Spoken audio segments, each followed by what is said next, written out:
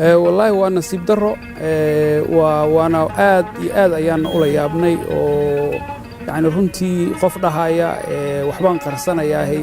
yaan waxa aan sameynaya la ogaanin waxay muujinaysaa inay ayagu dambiga isku cadeynayaan waxa ay damacsan yihiin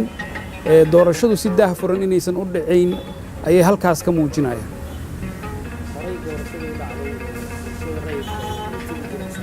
tii madaxweynahan joognay tii gudoomiyaha baarlamaankan joognay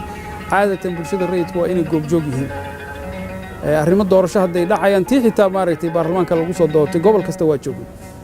marka maanta inay si rasmi ah u sheegaan inkastoo aanan weli qox qoraalna soo gaarin laakiin sida wararka saxaafadda laga sheegay hadday dhab tahay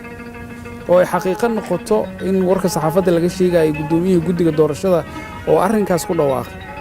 ilaa hadda qoraal rasmi ma hayn